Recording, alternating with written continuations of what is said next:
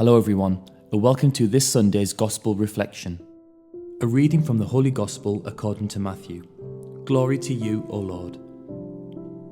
Jesus began to make it clear to his disciples that he was destined to go to Jerusalem and suffer grievously at the hands of the elders and chief priests and scribes, to be put to death and to be raised up on the third day.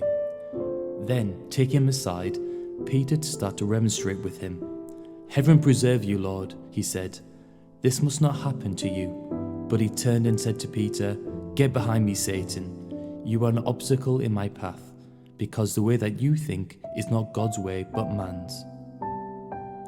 Then Jesus said to his disciples, "If anyone wants to be a follower of mine, let him renounce himself and take up his cross and follow me. For anyone who wants to save his life will lose it, but anyone who loses his life for my sake will find it. What then will a man gain if he wins the whole world and ruins his life? Or what has a man to offer in exchange for his life?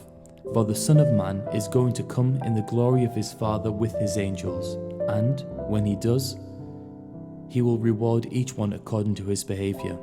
The Gospel of the Lord. Praise to you, Lord Jesus Christ.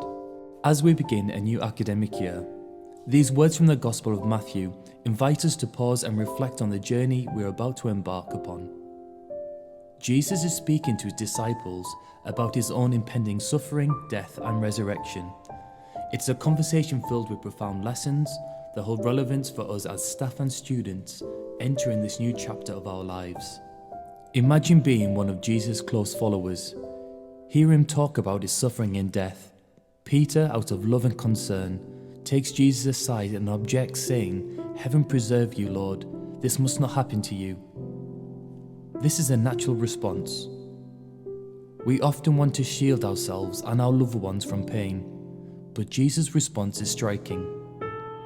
"Get behind me, Satan. You are an obstacle in my path, because the way that you think is not God's way but man's." What Jesus means is that Peter's reaction is rooted in human desire and fears, rather than God's greater plan. Sometimes we too get caught up in our worries and desires, unable to see the bigger picture. The start of the academic year can be overwhelming. New subjects, new challenges, new responsibilities. We might feel like Peter, wanting to avoid difficulties.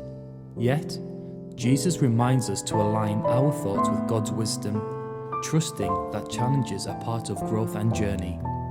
Jesus continues, "If anyone wants to be a follower of mine, let him renounce himself and take up his cross and follow me." Taking up our cross means embracing challenge, even when they seem daunting. It's about understanding that growth often comes through struggle. As staff and students, we dedicate hours to study, linked to exams, to strive to excel in our passions. Taking up our cross means putting in effort for a meaningful purpose. As we embark on the academic year, remember that success isn't solely about achieving high grades or winning accolades. Jesus asks, "What will a man gain if he wins the whole world and ruins his life?" Our achievements should never come at the cost of our well-being, our relationships, or our values. Balance is key. Jesus ends by reminding us that our behavior matters. Our actions, how we treat others, and how we navigate challenges are significant. Ultimately, it's not just about the destination, it's about the journey we undertake and the person we become along the way.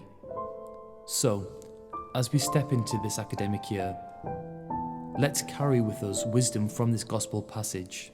Let's approach challenges with faith and courage, understanding that there are opportunities for growth. Let's remember that true success lies in living a purposeful life, aligned with God's way, and making a positive impact on the world around us. May this year be a journey filled with learning, self-discovery, and the joy of following Christ's example. Let's move forward, ready to embrace challenges, nurture our faith, and make a difference in the lives of others.